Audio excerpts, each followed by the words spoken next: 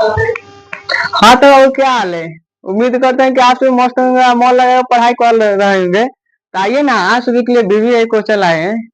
यदि ये क्वेश्चन रह जाइएगा ना, तो बोर्ड में परीक्षा देने जब जाइएगा कॉपी लिखिएगा तो बहुत आसान हो जाएगा। तो आइए ना देखा जाए। आइए यहाँ पे बोर्ड पर देखा जाए, तो आइए देखा जाए।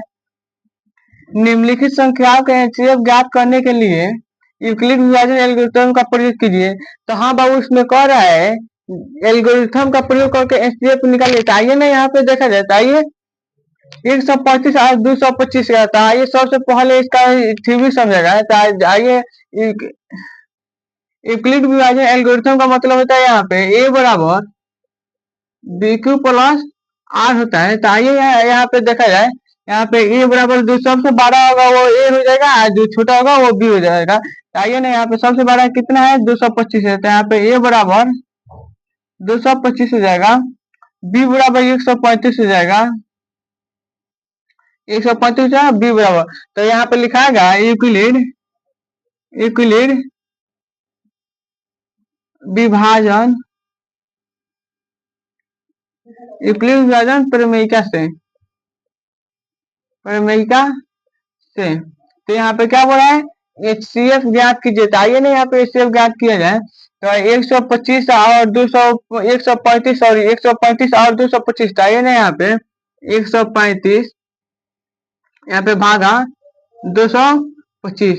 तो अब आइए पहले इसका यूक्लिड विभाजन प्रमेयिका का सूत्र लिख लिया जाए। तो आइए यहाँ पे इसका सूत्र है ए बराबर बी क्यू प्लस आर हो जाएगा। तो आइए ना, वो इतना आसान तरीके में समझा देते हैं, आप सभी का भी दिल खुश हो जाएगा। तो आइए यहाँ पर देखिए ना, ये यहाँ पे ए का मान कितना है, 225 बराबर बी का मान कितना है, 135। फिर यहाँ पे बी क्यू में एक छोटा सा गुना छिपा रहता है बाबू। तो देखिए ना, यहाँ पे बी क्यू, यहाँ पे क्यू होगा, फिर प्लस यहाँ पे आर होगा। तो ये क्यू और आर का मान निकल आता है। आइए ना यहाँ से देखिए ना, यहाँ से निकाल लिया जाए क्यू और आर का मान। तो आइए देखिए यहाँ पे 135 में 225 का भाड़ा दिया गया। तो आइए यहाँ पे एक से लाग जाएगा मर्तबे। तो यहाँ पे एक से लाग तो यहाँ पे 135 हो जाएगा बाबू।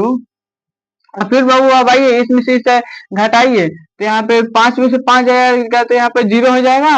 और फिर यहाँ पे 2 है, 2 में से 3 नहीं जाएगा तो एक इस 2 में से इसमें जाएगा तो ये 12 हो जाएगा। 12 में से 3 जाएगा तो यहाँ पे 90 हो जाएगा, 9 हो जाएगा तो यहाँ पे 90 हो जाएगा। तो अब आइए मान बैठा दिया जाए।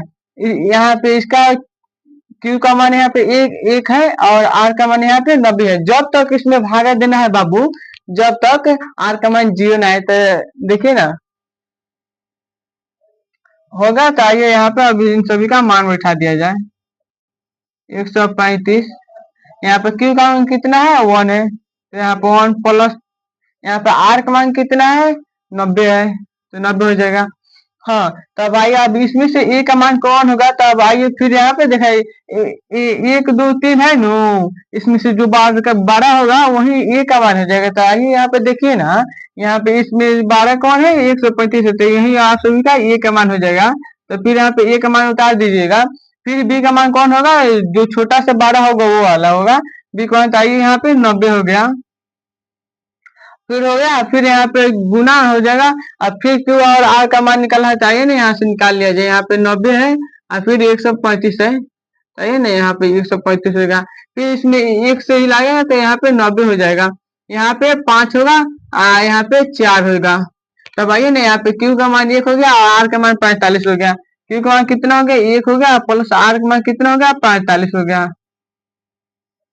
और फिर यहाँ पे ए का मान इसमें कौन हो जाएगा, 90 हो जाएगा। फिर यहाँ पे बी का मान कौन हो जाएगा, 45 हो जाएगा। फिर गुना का चिन्ह, फिर क्यू और आर का मान निकल जाता है ना, यहाँ पे निकाल लिया जाए। 45 है यहाँ पे 90 हो गया। तो अब इसमें आर का मान बोल रहा है निकालने के लिए। तो 45 गुना कितना होता है बाबू, 90 होता है। तो इसमें 2 से लग जाएगा बाबू। तो आइए यहाँ पे लगा दिया जाए। 45 गुना कितना होगा, 90। अभी पूरा का पूरा करेगा, आर का मान कितना आ गया, 0 आ गया यहाँ पे आर का मान। तो हाँ, यही तक आप सभी का मस्त होगा। हाँ, बोले थे कि बाबू जब तक आर का मान ना आए तब तक भागा दिया जाएगा, मगर आर का मान आ गया। तब आइए यहाँ पे क्यू का मान कितना है, 2 प्लस आर का मान कितना है, 0। तो आर बराबर यहाँ पे 0। यही तक आप सभी का मत बनेगा। हाँ, अब इसका आंसर कितना होगा। तब आइए यहाँ पे लिखा जाए 135 और 225 का HCF बराबर कितना हो जाएगा 45। यही आप सभी का आंसर होगा बाबू। तब आइए अगला मैथ। हाँ तो बाबू दूसरा क्वेश्चन क्या कह रहा है, आइए देखिए ना। निम्नलिखित संख्याओं को अभाज्य गुणनखंड गुणनफल के रूप में व्यक्त कीजिए। हाँ तो इसमें क्या कर रहा है, निम्नलिखित संख्याओं को अभाज्य गुणनखंड के गुणनफल के रूप में व्यक्त कीजिए। ताइए ना व्यक्त किया जाए। ताइए ना यहाँ पे देखिए ना, ये 140 है तो सबसे पहले 140 का एलसीएम तोड़ना होगा, तो उसमें दो दो अंकों का एक अंक मिलाकर बनाना होगा। तो आइए यहाँ पे देखिए 140 है तो यहाँ पे देखिए, यहाँ पे 2 से लाग जाएगा तो यहाँ पे कितना होगा 70 हो जाएगा। फिर इसमें 2 से लाग जाएगा तो 70 का अध्याय कितना होता है बाबू 35 होता है, तो इसमें 35 हो जाएगा।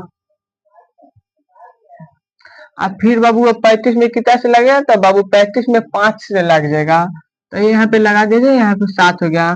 तो बाबू अब 140 बराबर यहाँ पे हो जाएगा 2 गुने 5 गुने 7 हो जाएगा। तो बाबू यहाँ पर देखिए होगा, तो यहाँ पर इसमें क्या बोला है, गुणनखंडों के गुणनफल के रूप में व्यक्त करने के लिए बोला है बाबू। तो देखिए यहाँ पे 2 है तो यहाँ पर 2 का स्क्वायर हो जाएगा, फिर गुना का चिन्ह होगा, फिर यहाँ पे 5 हो गया, फिर यहाँ पे 7 हो गया। तो बाबू यही आप सभी का आंसर हो जाएगा। तो बाबू आइए ना दूसरा क्वेश्चन देखा जाए। हाँ तो बाबू अगला क्वेश्चन इसमें बोल रहा है, देखिए HCF 306 इंटू 557 बराबर 9 दिया है। एलसीएम फिर इतना इतना ज्ञात कीजिए। तो इसमें एचसीएफ दिया है बाबू, मगर एलसीएम नहीं दिया है, तो एलसीएम ज्ञात करना है। तो देखिए यहाँ पे दो संख्याओं का पहले गुणनफल दिया है तो लिख लिया जाए। दो संख्याओं का गुणनफल, दो संख्या का गुणनफल कितना कितना दिया है 306 इंटू 557, फिर बराबर यहाँ पे एचसीएफ कितना दिया है 9 गुने एलसीएम। अब आइए देखिए यहाँ पे 306 गुने 500 657 यहाँ पे हो गया, फिर बराबर यहाँ पे एलसीएम एलसीएम गुना में यहाँ पे 9 9 गुना में यहाँ पे कितना उतरा जाएगा 9 उतरा जाएगा।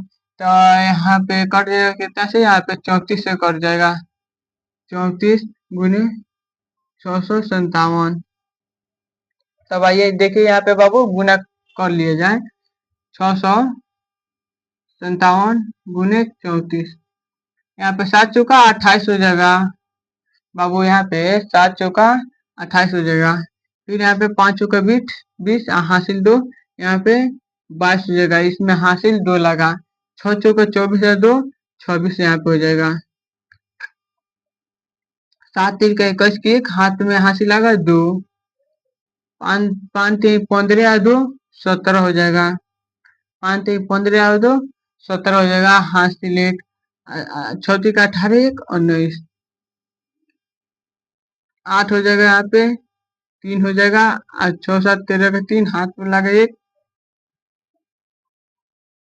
9 गो 2 गो 11 एक हाथ में का 12 का 2 हाथ में लगा 1 1 1 2, कितना आंसर होगा इसका 22 33 और 30।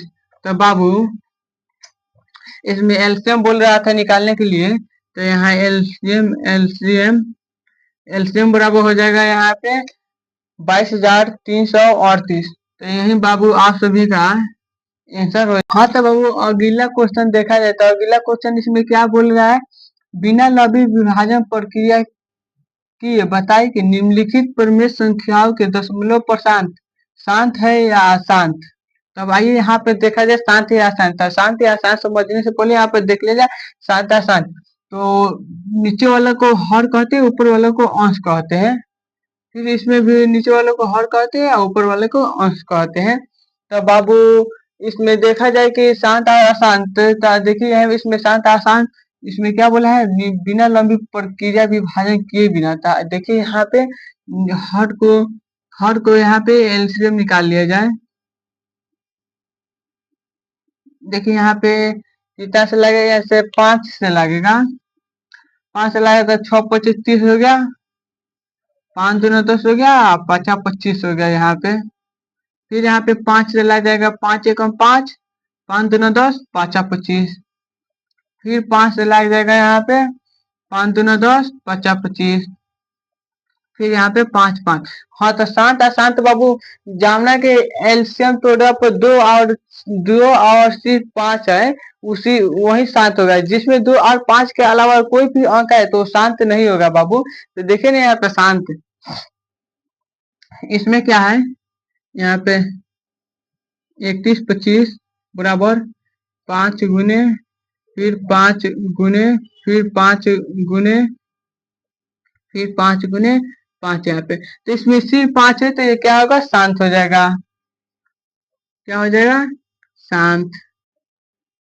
हाँ तो बाबू अब ओकरा से थोड़ा सा 19-20 में बाबू हाई मैथवा ताबो ना, देखा ना बाबू हाइयो मैथवा बना दो जाओ कितना बा। फिर अब इसमें सिर्फ वो नहीं ना देखना है पहले, ये दोनों तो कोई अंक से नहीं न कट रहा है। तो आइए देखे ना, ये दोनों कटने वाला है तो ये दोनों 5 से कट जाएगा। यहाँ पे 7, यहाँ पे 5 से कटेगा तो यहाँ पे 7×5 = 35 हो जाएगा, यहाँ पे 10×50 हो जाएगा। तो ये होगा कितना, 7 बटा यहाँ पे 10 होगा। तो बाबू अब हर वाला के निकालल जाओ, तो अब यहाँ पे हर वाला कितना बा, 10 बा। 2 से लागे 5 हो जाए। तो बाबू हम का कहले रहनी हाँ, शांत ओकरे के कहल जिला जिसमें 2 और 5 आए, 2 और 5 के अलावा कोई भी अंक है तो बाबू शांत ना हुई। तो देखो है जन 10 बराबर 2×5, तो एमे कथी बाटे 10, 2 और 5 व्यक्ति क्या हो जाए बाबू, तो ये शांत हो जाए। ये बाबू अब तोहर आंसर हुई। हाँ तो अगला मत का कहता, एक द्विघात बहुपद ज्ञात कीजिए जिसके शून्यकों के योग तथा गुणनफल क्रॉस में दी गई संख्या है।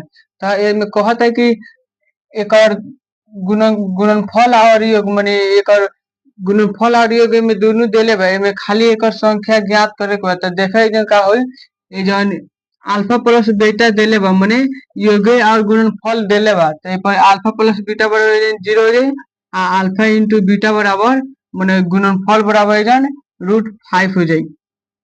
तो बहुपद के सूत्र ला, तो देखे जन बहुपद के सूत्र, बहुपद के सूत्र, तो ये बहुपद के सूत्र ला x² - alpha plus beta into x plus alpha into beta.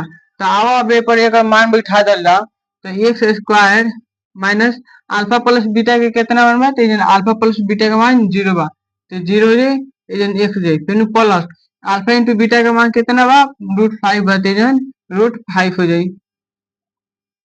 तो x² माइनस 0 में 1 से गुना हुई तो 0 हो जाए, तो 0 के बाद हटाओ तो प्लस माइनस माइनस हो जाए, तो जो माइनस √5 हो जाए। ये तोहर आंसर हुई। तो आवाज 2 नंबर मैं तो देखल जाओ तो ओकरा खातिर में जगह नहीं के तो एक आगे मिटका दल जाओ। इनमें 2 नंबर का कहता, एक में एक बताइए फिर अल्फा प्लस बीटा हो जाए 1, अल्फा इंटू बीटा हो जाए 1।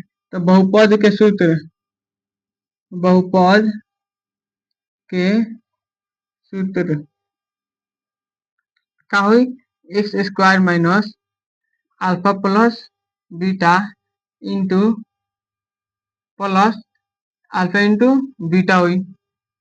तो एक मान बैठा दल जा, x² अल्फा प्लस बीटा का मान कितना हुई, 1 हुई, फिर 1, फिर अल्फा इंटू बीटा का मान कितना हुई, 1 हुई, तो x² माइनस x प्लस 1।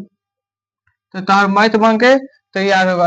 अब लास्ट क्वेश्चन बाई जन एगो 3 नंबर बा, तो देखो एक 3 नंबर क्वेश्चन एजन देख लो जाओ। 3 नंबर क्वेश्चन का कहता, 3 नंबर क्वेश्चन 4 में 1, तो अल्फा प्लस बीटा बराबर कितना हो जाए, 4 हो जाए, अल्फा इंटू बीटा बराबर कितना हुई, 1 हुई। तो आज देखे जन बहुपद के सूत्र लगा दो जाओ, बहुपद के सूत्र, बहुपद के सूत्र x² minus alpha plus beta into x plus alpha into beta. तो आओ एक देखा एक मान बैठा दो जाओ।